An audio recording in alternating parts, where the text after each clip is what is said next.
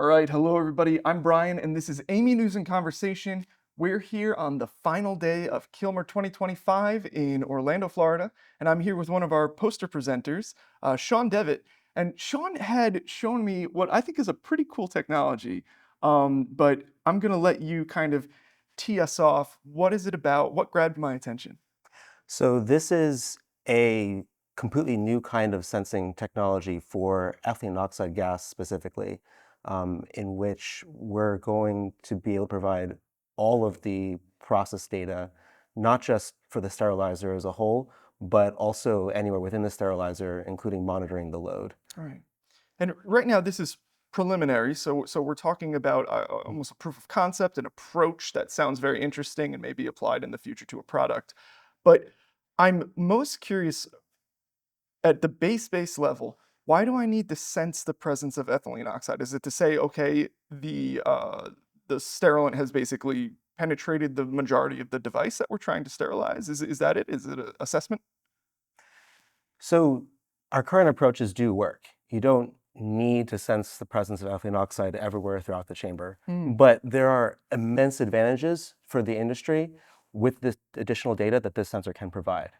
It really takes ethylene oxide to the same level that other sterilization modes like gamma and e-beam and steam are today, where they can know about everything that affects the sterility at once everywhere throughout their product, actually mapping out the full load.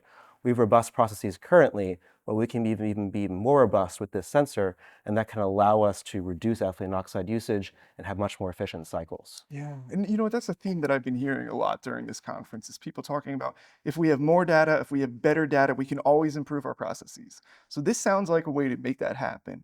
But something that is jumping out at me is that, okay, I'm not really sure what kind of sensor we're talking about here. Is this chemical? Is this mechanical? Tell me about it. So it's an integrated device that actually contains four sensors, just for clarity. It measures temperature Mm, and relative humidity, just like a lot of products that are currently in the market for this purpose. It also has a pressure sensor, and it has a sensor that can measure the concentration of ethylene oxide. interesting. All of these sensors are electrochemical in nature, which sounds really fancy, It but does, yeah. is really miniaturized electrochemical sensors are actually present in all kinds of products today. There's dozens of them in your cell phone, for example. So we're really just taking, in a sense, products or technologies that have been developed for other industries and bringing them into our industry. That's fantastic. And that's, again, something that we like to hear about. It's not necessarily about reinventing the wheel, but improving the wheel, building on the wheel. So I'm so glad you're here today. People have heard a lot about this. I was curious also, though, about your impression of Kilmer, because this is your first time, I assume, right? You've never been to Yes, a Kilmer conference before. yes, I just missed out on the last one. Oh, really? Yeah. So what do you think? What jumped out at you? Anything interesting? It's like drinking through a fire hose, but in a good way. Yeah. There are so many conferences where there's an attempt to balance various commercial needs and industry discussion, and here you have a community of very smart and motivated people who are focused entirely on how to work with each other to improve the industry.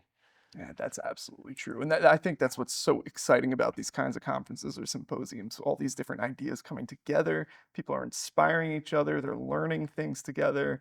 Uh, I am curious if there was any other presentation, maybe a main stage one that you said, wow, that was incredible. I want to learn more about that. There were so many. I think the presentation given by David Opie for Noxalizer, Hmm. where he showed uh, the value in challenging some of our core assumptions about how we do our work, um, is really valuable. It really helps us make sure that we're doing the right things. All Yeah. right.